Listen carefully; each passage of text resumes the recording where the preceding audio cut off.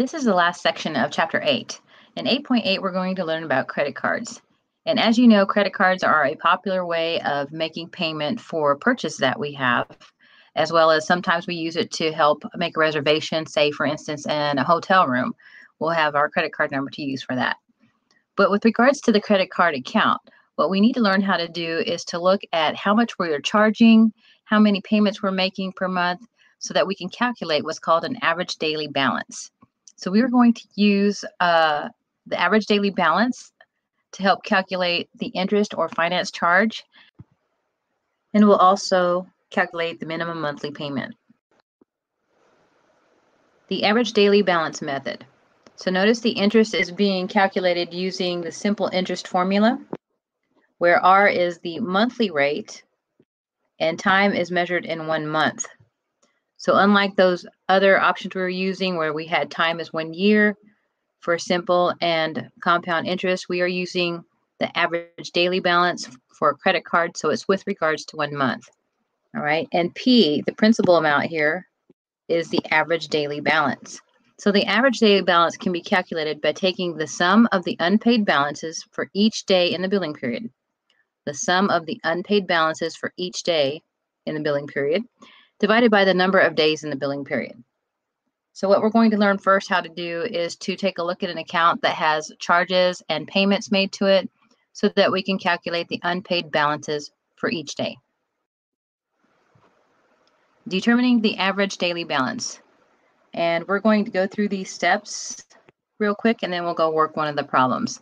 It says make a table that shows the beginning date, the transaction date, and the unpaid balance for each date. Step 2, you want to add a column onto that.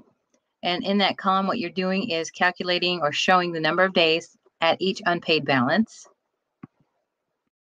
Add another column on. This is our final column. And what we're going to do is to multiply the column that has the unpaid balance with the number of days at that outstanding balance. So we're just multiplying straight across to create that last column. And step 4 is to add that final column together. So it says the sum of the products in the final column. Sum means to add. So we're going to add those together. And step 5, lastly, is to actually calculate your average daily balance. You'll take the sum of the unpaid balances for each day in the billing period. So that's that final column as your numerator, divided by the number of days in the billing period. So let's go look at an example. Example 1 shows the transaction description. It has the previous balance. So the previous monthly balance was $1,350. And as of May 1st, that's the beginning of the billing period. So you can see there's a transaction. There is a payment on May 8th. The payment is a credit of $250. And then May 10th, there was a charge. On all of these are charges now.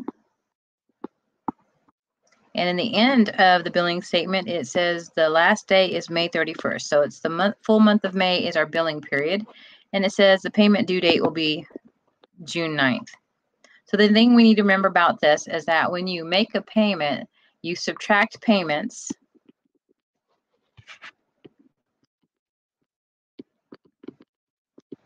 Right? When you have a balance, you subtract payments and you add charges to the balance of that credit card. So notice in the reading, we also have the monthly interest rate given to us at 1.3% of the average daily balance. So the next thing we need to do is to calculate the average daily balance. So here's the solution for this problem. The first thing you want to do is make a table. The table needs to include the entire billing period. So we're starting with May 1st. And all the transactions that occurred during the month of May. So the initial balance is $1,350. On May 8th, we made a payment. So remember, the payment is going to be subtracted. So we subtract $250 and we come up with a new balance. May 10th, we made a charge. So we're adding, and that increases our balance. And again, on the next 2 items, we're making some more charges. And as we go along, that increases the balance of our credit card, the amount that we have due. Now, after you complete this table, you want to add 2 more columns on. All right, and the next column you're going to do is we're going to find the number of days at each of those unpaid balances. In the final column, we're just going to multiply straight across, and we'll continue that on the next page. So after adding the next two columns on, remember the third column is the number of days at each unpaid balance. So if you recall, on May 1st, we had a balance of $1,350. And that balance stayed $1,350 for quite a few days until we had some kind of transaction that occurred. So the next occurrence on the transaction is going to be on May 8th. So if you take a look on May 8th, between May 1st and May 8th, 7 days passed. So that means the balance for $1,350 was for 7 days. And if you want to find that rather easy, you can take May 8th, the number 8, and subtract the number 1. 8 minus 1 will give you 7 days. All right, so on May 8th, we had a new balance. Remember, we made a payment, and our new balance is $1,100. So from there, we have to go in and calculate how many days did the balance stay at $1,100. Well, the next transaction occurred on May 10th. So on May 10th, May 10 minus 8 makes it 2 days that we stayed at that new balance of $1,100. The next transaction occurred on May 10th. And so on May 10th, we had a charge that increased our balance to $1,475. And the next thing we want to find out is how long or how many days does it stay at this balance. So what we do is we take the May 20, the number 20, subtract 10. 20 minus 10 will give us a total of 10 days that it stayed at this balance. And again, it stays at balance until we have another transaction. So we had another transaction on May 20th. And on May 20th, it was a charge. So our balance increased. And when it increased to $1,532.50. And once again, we need to find out how many days it stays at this balance. And they're getting the number 8 from taking 28 minus 20. And that'll give you 8 days. So it stayed 8 days at that balance. We had one more transaction on May 28th. And that increased our balance to $1,597.80.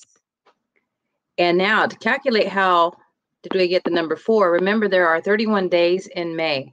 So you can see in this little blue region, it says May 28th, May 29th, 30th, and 31st. There are 4 days. All right, so if you took May 31st and subtracted 28, you're only going to get 3, but you have to add one more day because there's actually 4 days there. So for 4 days, it was at that balance. So now let's focus on the far right-hand column, and you can see what you do is you take your unpaid balance and multiply it by the number of days it stayed at that balance.